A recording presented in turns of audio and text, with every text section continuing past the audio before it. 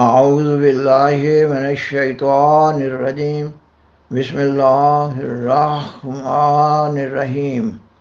سامعین و ناظرین کرام، السلام علیکم ورحمۃ اللہ وبرکاتہ۔ سیدنا حضرت خلیفۃ المسیح ثانی المصلح الموعود رضی اللہ تعالیٰ عنہ کی ایک کتاب منہاج طالبین کے بعض منتخب حصوں سے قسطوار پروگرامز پیش کرنے کا سلسلہ جاری ہے۔ آپ کا یہ مضمون آپ کی دو تقاریر پر مشتمل ہے جو آپ نے عالمگیر جماعت احمدیہ کے جلسہ سالانہ کے موقع پر 27-28 دسمبر 1925 کو قادیان میں فرمائیں، اور بیان کیا گیا تھا کہ آپ کا یہ مضمون ان گنت حقائق و دقائق، اسرار و رموز پر مشتمل ہے۔ آج کے پروگرام اس مضمون کی 7ویں قسط پیش کی جا رہی ہے، گزشتہ سے پیوستہ۔ آپ فرماتے ہیں، کل یہاں تک مضمون پہنچا تھا کہ انسان کو پاکیزگی نفس اور طہارت قلب کس طرح میسر ہو سکتی ہے، اور کون سے ذرائع ہیں کہ انسان بلوغت کو پہنچ کر گناہ کو اپنے سے دور رکھیں اور نیکی حاصل کر سکیں۔ اس سوال کا جواب یہ ہے کہ دنیا میں انسانی طبائع مختلف قسم کی ہیں، کوئی ادنیٰ ہے اور کوئی اعلیٰ۔ اس وجہ سے تمام فطرتوں کے لیے ایک قانون جاری نہیں ہو سکتا، اور نہ ایک قسم کا علاج سب کے لیے مفید ہو سکتا ہے۔ دنیا میں ہی دیکھا جائے تو ایک ہی بیماری کا سب کے لیے ایک علاج مفید نہیں ہو سکتا۔ میں نے دیکھا ہے، نزلہ ہوتا ہے تو ایک بیمار ایسا ہوتا ہے کہ اگر وہ قہوہ پی لے تو 2 گھنٹہ میں اس کا نزلہ ہٹ جاتا ہے، اور دہی میں میٹھا ملا کر پی لے تو اسی سے اس کا نزلہ جاتا رہتا ہے۔ مگر کئی انسان ایسے ہوتے ہیں کہ کئی دن میں علاج کرانے کے بعد اچھے ہوتے ہیں۔ کئی ایسے ہوتے ہیں کہ حکیموں سے مشورہ لینے کی انہیں ضرورت پڑتی ہے، اور کئی ایسے بھی ہوتے ہیں کہ ان کی بیماری کے متعلق ڈاکٹروں کی عقلیں چکر میں آ جاتی ہیں۔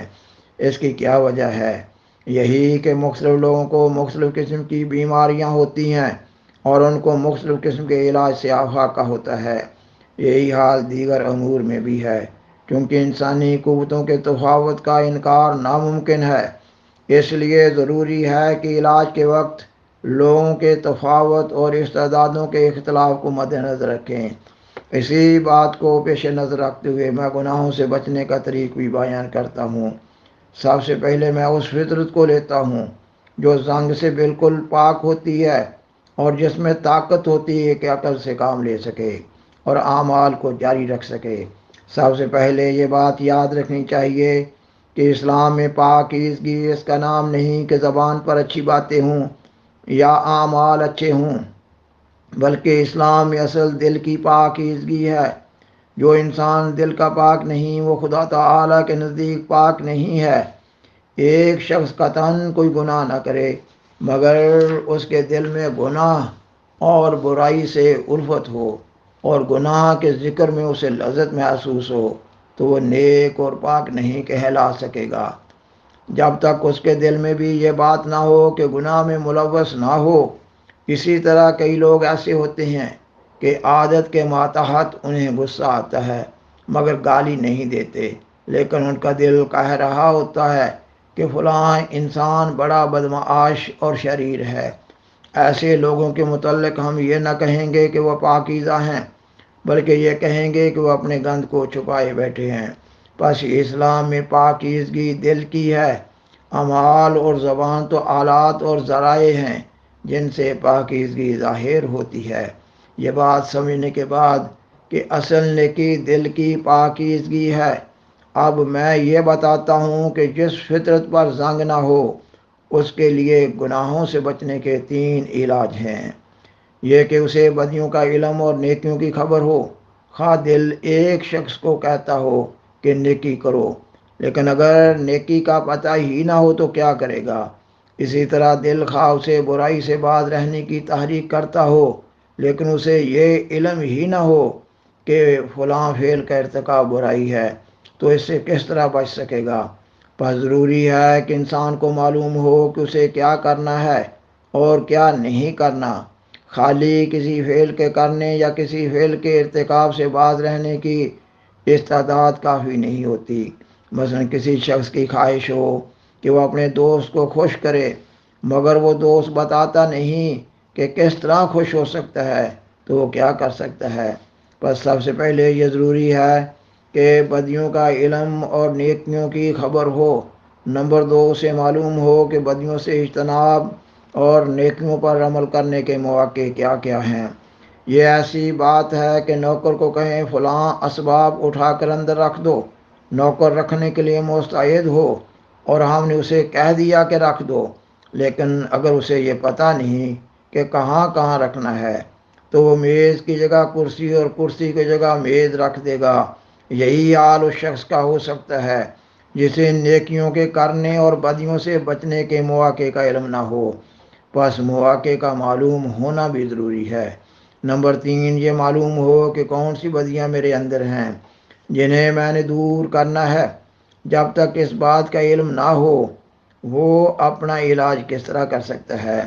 پس روحانی علاج کے لیے یہ بھی ضروری ہے کہ معلوم ہو کہ میرے اندر کیا کیا بدیاں ہیں اور کون کون سی نیکی کی کمی ہے، تاکہ بدیوں سے بچوں اور نیکیاں حاصل کرنے کی کوشش کروں۔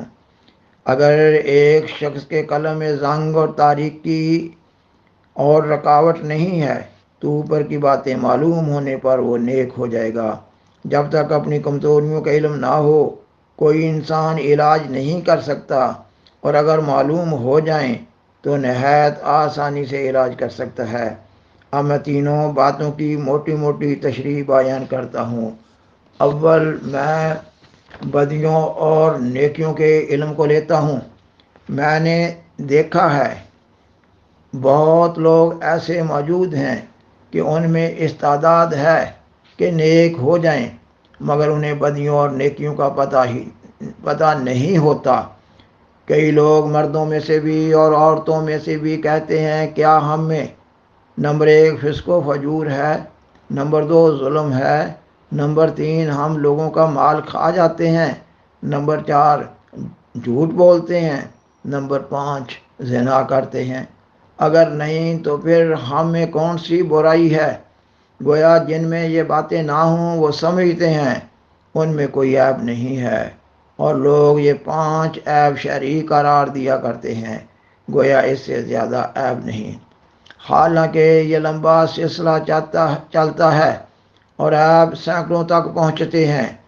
اس وقت ان سب کا بیان کرنا مشکل ہے، وقت کے لحاظ سے بھی اور یوں بھی کہ بعض عیب انسان کے علم سے اوپر ہوتے ہیں، اور ایسا انسان جسے سب عیوب کا علم تھا وہ محمد صلی اللہ علیہ وآلہ وسلم ہی کی ذات تھی، اور انسانوں کو بھی عیوب کی اطلاع دی جاتی ہے، مگر اس قدر علم کسی انسان کو نہ ہوا ہے نہ ہو سکتا ہے جس قدر رسول کریم صلی اللہ علیہ وآلہ وسلم کو تھا۔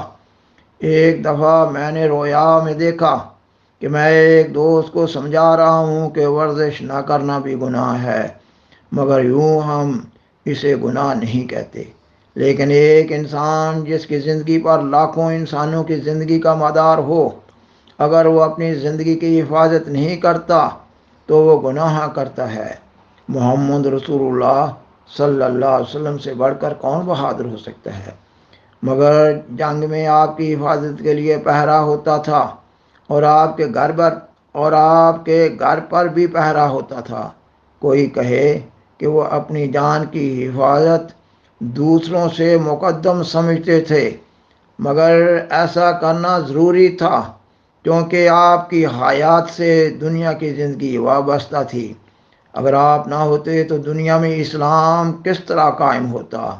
تو بعض انسانوں کا آرام اور صحت کا قائم رکھنا نیکی ہوتی ہے۔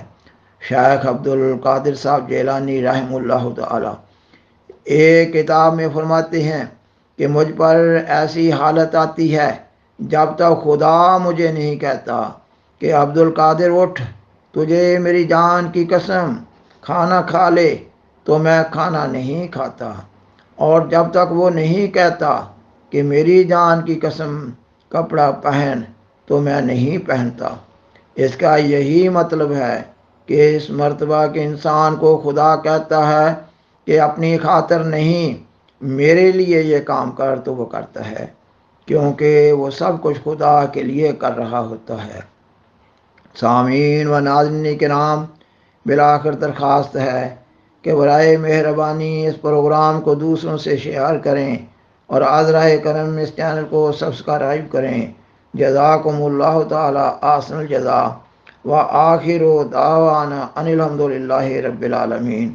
والسلام علیکم ورحمۃ اللہ وبرکاتہ۔ شکریہ۔